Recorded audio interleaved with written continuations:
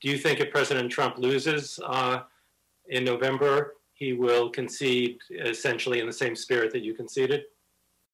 It's important to say that it's really not up to him.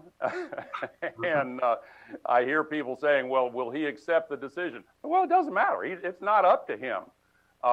Because at noon on January 20th, if a new president is elected, I hope Joe Biden is elected, and if that is the case, the police force, the Secret Service, the military, all of the executive branch officers will respond to the command and direction of the new president. And so it will not matter whether Donald Trump accepts it personally or not. I guess I want to challenge or question the sort of confidence you have that there will be a smooth and peaceful transition. But he has signaled that he will challenge the election results, and yes, that's a concern.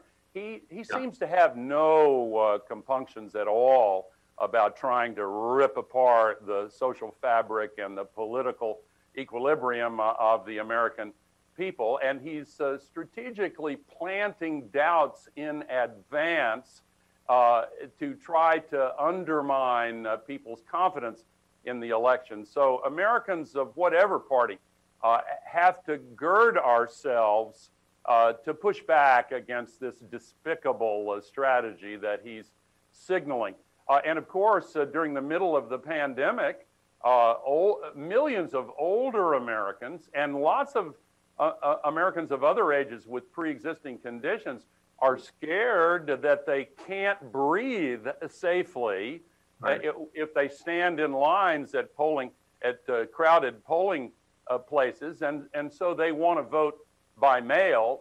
The studies show that voting by mail has never given an advantage to either party. In most states, Republicans have taken the lead in pushing vote by mail. But during this pandemic, it may be different because of the older Americans who are more vulnerable to it.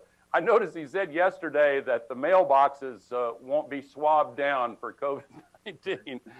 And of course, he's put in a lackey as a Postmaster General, and to try to deprive people who are scared of the pandemic from voting by mail by dismantling the Postal Service, he's attempting to put his knee on the neck of democracy, and in the process create all of the doubts that he thinks might come back and help him by creating chaos and confusion, which is the milieu that he seems to prefer.